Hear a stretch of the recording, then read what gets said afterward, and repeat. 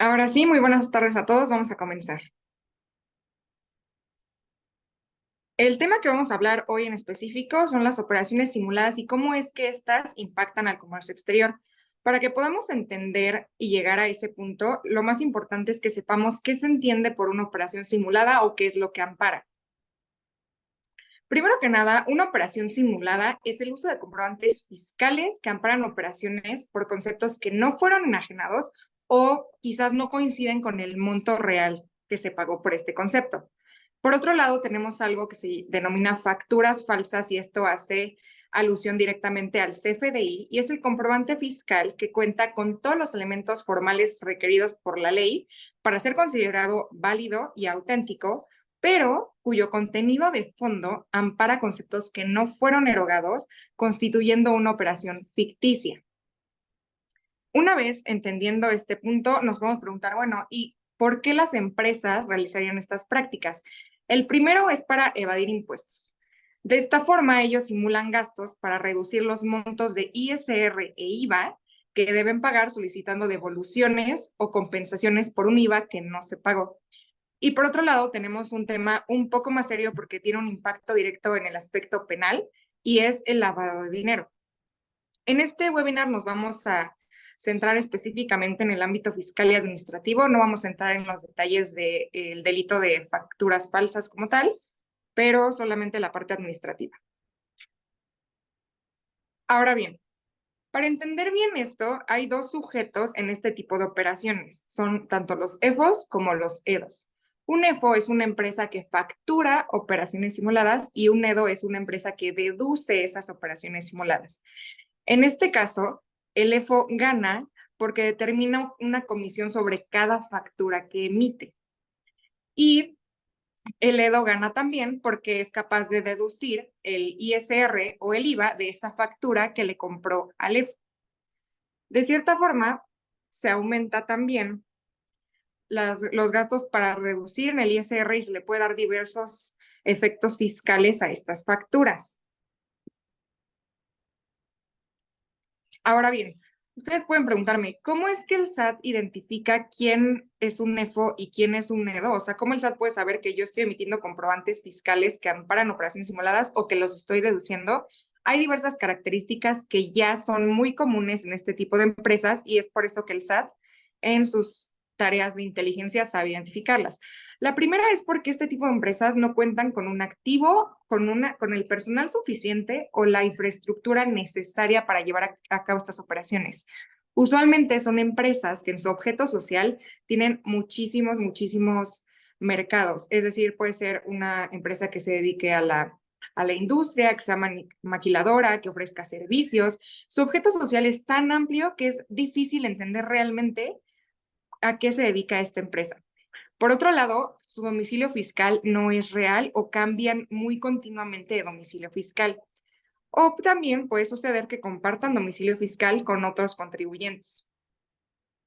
Usualmente en la estructura accionaria, porque en esto también se fija el SAT, este tipo de socios no cuentan con los recursos económicos o no están localizables. Es decir, son personas ficticias. Por otro lado, todas las cuentas bancarias que abren este tipo de compañías se cancelan rápidamente. Esto por lo que constituye a los CEFOs, ¿no? Las empresas que facturan las operaciones simuladas. Pero ¿cómo nos podemos dar cuenta de quiénes son las personas que deducen? Hay diversos aspectos que también podemos identificar. Y primero que nada, es muy importante dejar en claro que este tipo de empresas casi siempre cumplen al 100% con sus obligaciones fiscales. Las empresas que mejor cumplen son las empresas que en ocasiones deducen muchos FDIs falsos. Están localizados en su domicilio fiscal y bien registrados ante el SAT. Su actividad es perfectamente visible y su objeto social es congruente con las operaciones que realiza. Los socios están bien identificados en la nómina y tienen mayor cumplimiento que los CEFOs. De igual manera, es muy común que reporten pérdidas fiscales o utilidades marginales. Y en este caso, lo que podemos identificar de diferencia entre uno y el otro es que el EFO no cumple, no es identificable, su objeto social es demasiado amplio, y en el caso del EDO no. son contribuyentes que se encuentran cabalmente al cumplimiento de sus obligaciones fiscales y es por eso que en ocasiones es muchísimo más difícil identificarlos. Ahora bien, ¿qué pasa con el artículo 69b del Código Fiscal de la Federación, que es realmente el que regula estas prácticas?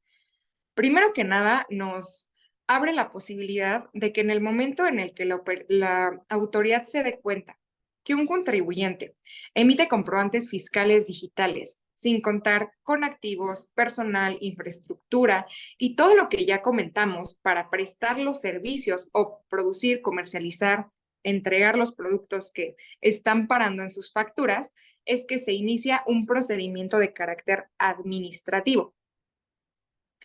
Lo primero que sucede es que el SAT, y este procedimiento es para las empresas que facturan, más adelante les voy a explicar el procedimiento para las empresas que deducen, pero en este caso el SAT le notifica a la empresa facturera a través de su buzón tributario la presunción que existe y le concede un plazo de 15 días hábiles para que esta empresa tenga la posibilidad de desvirtuar las presunciones de la autoridad, proporcionando toda la materialidad posible para poder comprobar que efectivamente estas operaciones sí se llevaron a cabo. En segundo lugar, tenemos la posibilidad de que se solicite una prórroga, es decir, que estos 15 días se amplíen a 20. Posteriormente, el contribuyente aparecerá listado en la lista provisional. Hay dos listas del 69B que son publicadas por el SAT a través del Diario Oficial de la Federación y la primera es la lista provisional de todos aquellos contribuyentes que están en proceso y tienen oportunidad de desvirtuar los hechos visualizados por la autoridad y el definitivo. El definitivo sucede cuando ya se dio oportunidad al contribuyente para que manifieste lo que a su derecho convenga y no obtuvo materialidad suficiente, es decir, documentación, información, ni nada que pudiera comprobar efectivamente que esas operaciones se habían llevado a cabo. Dentro de los primeros 20 días, la autoridad puede solicitar información adicional. Y si nos llega un requerimiento posterior, nosotros tenemos además 10 días hábiles para proporcionar la información que nos fue requerida por la autoridad. Ahora bien, ¿qué sucede si nos requieren durante el plazo? Lo que sucede es que se interrumpe el plazo para que la autoridad emita una resolución. Ahora, una vez que ya se llevó a cabo el desahogo del requerimiento de información, es decir, que nosotros como empresa ya proporcionamos la información que nos fue requerida a partir de un oficio de la autoridad, es que la autoridad cuenta con 50 días hábiles para valorar todas las pruebas y manifestaciones que le fueron ofrecidas y de esta forma emitir una resolución definitiva. En el caso de que nosotros no pudiéramos haber desvirtuado los hechos observados por la autoridad, es que aparecemos ahora en el listado definitivo del 69. Pero, sin embargo, en el caso de que la autoridad se le pase el plazo y no emite una resolución dentro de los 50 días hábiles que tiene para emitir esta resolución, la presunción automáticamente queda sin efectos. Asimismo, una vez que sucede todo esto con las empresas que facturan operaciones simuladas, es que podemos iniciar el procedimiento con las empresas que deducen esas operaciones simuladas. Cuando un EFO ya se identificó en la lista definitiva, es que empiezan a buscar a todas aquellas empresas a las que les vendió esos comprobantes y que dedujeron esos comprobantes. Entonces, si uno de nuestros proveedores es facturero y nosotros deducimos esos comprobantes fiscales digitales, es muy probable que la autoridad llegue con nosotros, nos haga un requerimiento e iniciemos este procedimiento. Nos va a notificar que ya está listado y de igual forma nos va a dar un plazo de 30 días hábiles para que nosotros proporcionemos toda la información y documentación con la que contemos para poder desvirtuar lo observado por la autoridad y probar de esta forma que el CFDI que nosotros dedujimos efectivamente ampara una operación que se llevó en la realidad. Pero, sin embargo, en el caso de que no se ofrezca la materialidad suficiente, que serían documentación, información, toda la trazabilidad de la operación desde el inicio hasta su llegada al cliente final, de que efectivamente se llevó a cabo, la autoridad nos determinará un crédito fiscal por todos aquellos conceptos que nosotros dedujimos en esos comprobantes fiscales digitales. ¿Por qué? Porque lo que sucede en este caso es que todos esos CFDIs quedan sin efectos. Si tú le diste algún efecto fiscal en el sentido de que hiciste una deducción, una compensación o algún acreditamiento amparado con estos FDIs, automáticamente queda sin efectos. Es por eso que ahora debemos de pagarle al SAT todo lo que dedujimos, compensamos o los efectos fiscales que se les haya dado a esos comprobantes fiscales digitales.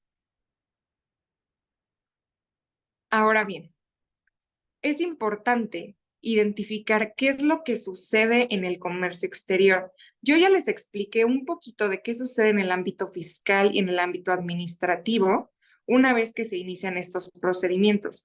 Pero ¿qué pasa para las empresas que llevan a cabo operaciones de comercio exterior? Primero que nada, nos vemos ante una posible causal de suspensión en el padrón de importadores, ya sea el padrón de sectores específicos o el padrón de importadores en general, nos vemos ante una posibilidad de que nos sea cancelada esa autorización y esto lo podemos ver en la regla 133 de las Generales de Comercio Exterior para 2024. Por otro lado, tenemos también el tema de la cancelación del registro en el esquema de certificación de empresas IVA y EPS. Puede ser tanto en el rubro A, en el rubro 2A o en el rubro triple A. Esto lo vemos previsto en la regla 3.734 de las mismas reglas generales de comercio exterior. Por otro lado, también algo muy importante es que nos vemos ante la posible, ya sea negación, si es que se está haciendo la solicitud, o cancelación para, disculpen, aquí me confundo. Estaba hablando en este caso de la cancelación del registro de las empresas que están autorizadas para llevar a cabo actividades de mensajería y paquetería. Si la autoridad se da cuenta que estamos listados en el listado definitivo del artículo 69b, automáticamente nos puede llegar un oficio de notificación en el que nos informen que se nos está cancelando dentro de este registro. Lo mismo sucede para los otros dos supuestos que ya les comenté, tanto la suspensión en el padrón de importadores como la cancelación dentro del RECE y IEPS en cualquiera de sus tres rubros. Evidentemente hay oportunidad de intentar subsanar esta irregularidad y pueden buscarse medios de defensa para que la autoridad no nos cancele, pero una vez que estamos en los listados definitivos, la realidad es que es muy complicado que las consecuencias fiscales y de comercio exterior no se lleven a cabo. A ver, veo por ahí.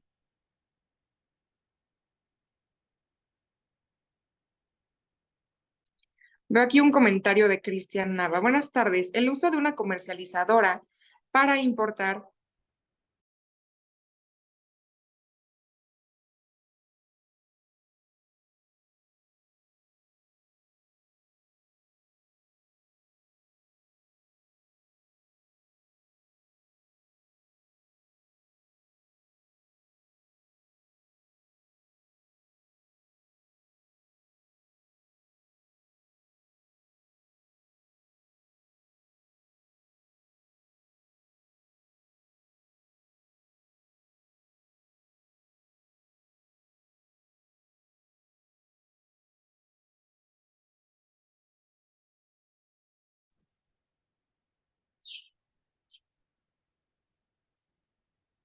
¿Ya me escuchan bien?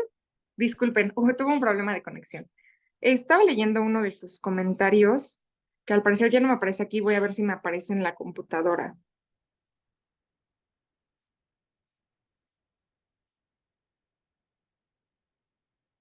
Ya no me aparece. Cristian, ¿podrías ser tan amable de poder reformular tu pregunta? Es que como me saco de la sesión, ya no me permite visualizar bien el mensaje. Mientras tanto, seguimos. Otra posibilidad es que el SAT nos dé una negativa de autorización para emitir el dictamen de operador económico autorizado en el rubro CECIT. Ya me llegó el mensaje. Buenas tardes. El uso de una comercializadora para importar bienes que están sujetos a regulaciones como aviso automático pueden caer en un supuesto de simulación de operaciones. Más bien, en ese caso, habría un supuesto en el que tú estás incumpliendo con las regulaciones y restricciones no arancelarias de ese producto. O sea, es un concepto completamente diferente y en ese caso, además de que podrías verte ante un supuesto de embargo porque podría pensar la autoridad que la mercancía que tú importaste no cuenta efectivamente con los permisos para ser importada, se ve una causal de embargo. Pero el embargo del fisco federal es un proceso completamente diferente que no tiene nada que ver con lo que yo les estoy explicando. Porque en este caso tu operación sí se llevó a cabo. Tú sí importaste esos bienes, aunque no acreditaste que cumplían con las regulaciones y las restricciones no arancelarias. Y en ese caso, más bien, se habla de impuestos al comercio exterior y de garantizar que efectivamente tú importaste las mercancías con los permisos que se requerían. Pero estamos hablando de algo completamente diferente. Una operación simulada sería que tú omitas un CFDI por esta operación de comercio exterior y no hayas importado absolutamente ningún bien. En ese caso, podríamos estar ante un supuesto del 69. Pero por lo que tú me comentas, veo una situación completamente diferente. Es posible que exista un requerimiento por parte de la autoridad en la que te solicite la información y documentación que acredite que cumples con las regulaciones y restricciones no arancelarias de esos bienes y que pagaste efectivamente los impuestos al comercio exterior que se requerían, pero es una situación y un trámite y un procedimiento administrativo completamente diferente. Ok, continuamos. También nos vemos ante la posibilidad de que nos den una negativa para solicitar nosotros la garantía del interés fiscal a través del registro en el esquema de certificación de empresas en una modalidad IVA y EPS, ya sea mediante fianza o carta de crédito. Por otro lado, también existe la posibilidad de que nos nieguen la obtención del registro del despacho de mercancías de las empresas. Y me parece que una que me faltó mencionar es también que existe una imposibilidad de rectificar pedimentos. Cuando nosotros queremos rectificar un pedimento, las reglas generales de comercio exterior nos prevén distintos supuestos para que nosotros podamos hacerlo. Y la regla 611, entre esos diversos supuestos para que se nos permita realizar la rectificación de un pedimento, está que no estemos listados dentro del artículo 69b. Ahora, si nosotros no somos empresas que facturen operaciones simuladas, sino que somos una empresa perfectamente bien constituida, que trabaja bajo un manejo de compliance en sus obligaciones fiscales y en general en cuanto a la normativa aplicable, lo que debemos hacer para prevenir esta situación es investigar adecuadamente a nuestros clientes y a nuestros proveedores. Es muy importante porque las listas del SAT se publican con regularidad y se están actualizando constantemente. Esas listas negras, que son los listados definitivos del 69, y no solamente el definitivo, sino también recomiendo revisar el listado provisional. Es muy importante que nosotros lo estemos revisando con regularidad para identificar si alguno de nuestros clientes o proveedores no se encuentra listado ahí, porque una vez que se encuentra listado ya les comenté todo lo que puede suceder y es que nosotros ponemos a nuestra empresa en un riesgo. Entonces, en ese sentido, para evitar riesgos para nuestra empresa, una práctica de compliance muy importante es revisar constantemente estas listas. Por otro lado, también es importante utilizar diversos programas que pueden identificar si el CFDI cumple efectivamente con todos los elementos que debe de contar. Por otro lado, también es importante identificar el alcance reputacional de ese proveedor con el que estamos trabajando, si es que sabemos que tiene un buen historial y que en el pasado no ha tenido este tipo de problemas con la autoridad. Si bien es algo que el proveedor no nos va a decir de manera directa, podríamos investigar un poco con otros proveedores que se dediquen al mismo rubro. Ahora, si nosotros, y esto es una recomendación sumamente importante, tenemos noticia de algún cliente o proveedor que está realizando estas operaciones, es muy importante que hagamos nuestra denuncia al SAT y que demos noticia de que esto está sucediendo. ¿Por qué? Porque si se inicia una investigación en contra de ellos y nosotros nos vemos involucrados porque somos sus principales clientes, es muy probable que la autoridad diga, bueno, ¿y cómo es que tú no te habías dado cuenta que esta empresa, todos los comprobantes fiscales que te emitía eran falsos? O quizá los que te emitía a ti como empresa no eran falsos, pero a lo mejor a otras 4 empresas sí.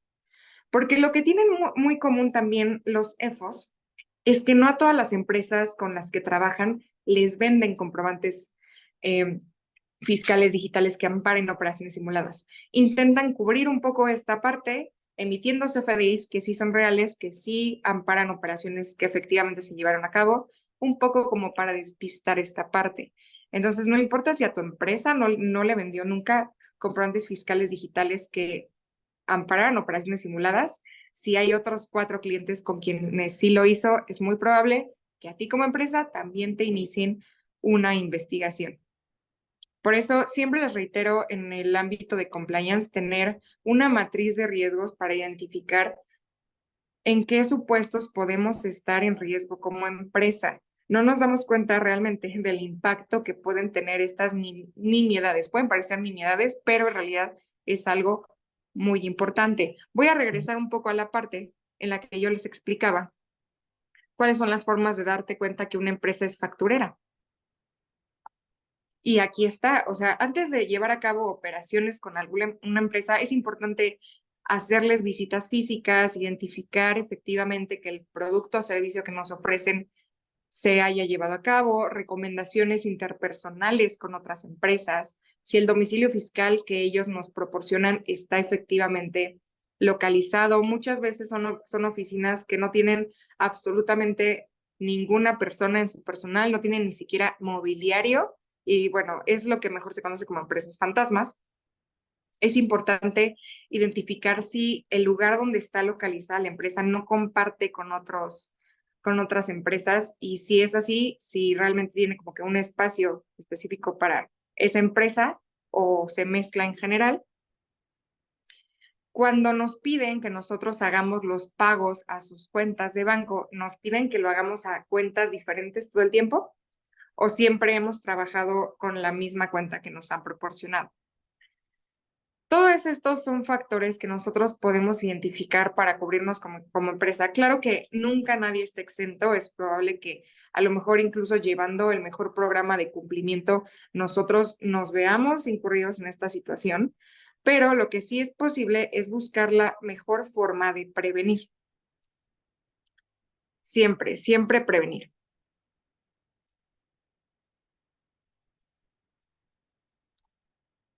Ahora, a partir de este momento, creo que me fui un poco rápido, voy a abrir una sección igual de preguntas y respuestas para, por si alguien tiene alguna pregunta como la que llevó a cabo Cristian, de algún caso en específico. Y de igual manera, aquí están mis datos profesionales para que ustedes puedan llevar a cabo consultas si es que creen que pueden estar incurriendo en alguno de estos supuestos, algunos de sus proveedores, si quieren que les realicemos un programa de cumplimiento para prevenir caer en este tipo de supuestos, que llevemos a cabo recomendaciones para investigar mejor a sus proveedores, due diligence o cualquiera de este tipo de consultas. Aquí está mi correo electrónico, la página de internet del despacho, nuestro domicilio y de igual forma pueden visualizar mi número telefónico para ponerse en contacto conmigo si es que ven alguna situación de este tipo.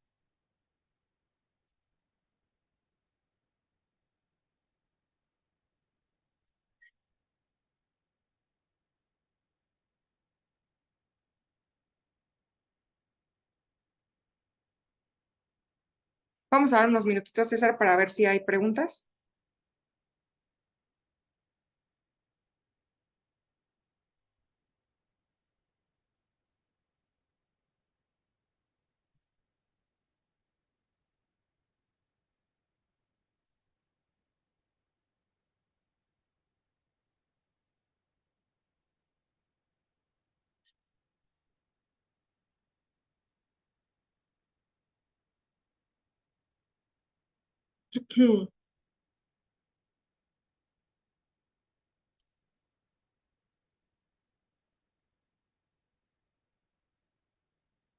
Es importante comentarles también, no sé si han visto y es algo, una práctica muy común hoy en día y me sorprende cómo es que realmente las empresas no tienen cuidado con ese tipo de situaciones.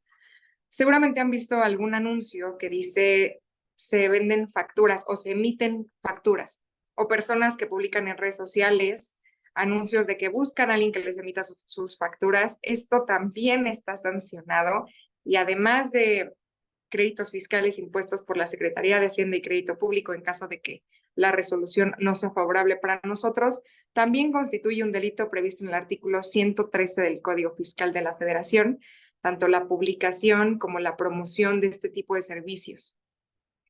Veo aquí un comentario. Nos dice Alan Cruz, ¿qué tipo de sanciones tendría en caso de no corroborar a mi proveedor que no sea un EFO? O sea, hablando en el caso en el que ya haya sido listado, si ese proveedor fue listado en el listado definitivo, valga la redundancia, del 69B, publicado en el Diario Oficial de la Federación, todos los comprobantes que te haya emitido a ti automáticamente quedan sin efectos fiscales. Y entonces regresamos a lo que les comentaba en este punto, en el que ustedes, a partir de que el SAT te va a notificar y te va a decir, oye, este proveedor, que es uno de tus principales proveedores, está listado en el 69. Entonces, a menos de que tú me proporciones documentación con la que me compruebes que las operaciones Cámpara sí se llevaron a cabo, te voy a cancelar todos tus FDIs y quedan automáticamente sin efectos fiscales. Lo que tú tienes que hacer, como les comentaba, es que aprovechas estos 30 días hábiles que te da la autoridad para demostrar que esas operaciones sí se llevaron a cabo. Si tú cumples con toda la información y documentación suficiente para comprobar este hecho, tus comprobantes fiscales digitales se mantienen intactos, pueden mantener sus efectos fiscales. De lo contrario, sí se cancelan y tendrías que pagar todo lo que perdió el SAT por la deducción, compensación o acreditación de estos comprobantes fiscales. Y es que es muy importante tener en cuenta que un crédito fiscal no solamente se compone de todo eso que no pagaste en impuestos o que compensaste mal o que acreditaste mal, no, tampoco, también se compone de multas y actualizaciones. Y cuando hablamos no solamente de lo que debíamos pagar, sino también de las multas y de las actualizaciones, es que nos vemos ante créditos bastante grandes. Aquí lo que puedes hacer también es irte a un juicio de nulidad o bien solicitar el apoyo de la Procuraduría de la Defensa del Contribuyente para que se busque la forma en la que pagues un poco menos o quizás solicitar una reducción de multas al 100%. Pero ya es muy difícil cuando llegamos hasta este punto.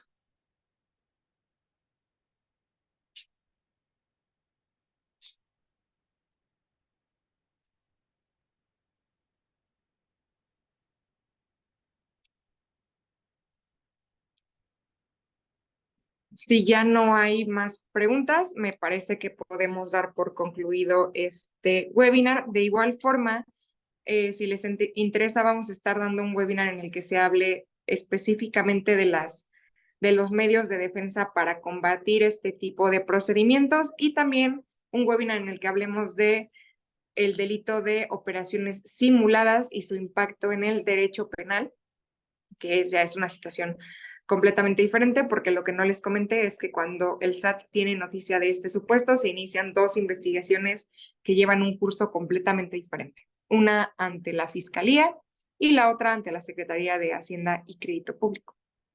Vamos a hacer un webinar en ese aspecto. Más adelante les estaremos dando las fechas y también el de medios de defensa. Si ya no hay nada más que comentar, como les decía, les agradezco mucho que se hayan conectado, les dejo mis datos y seguimos en comunicación. Que tengan una excelente tarde. Gracias.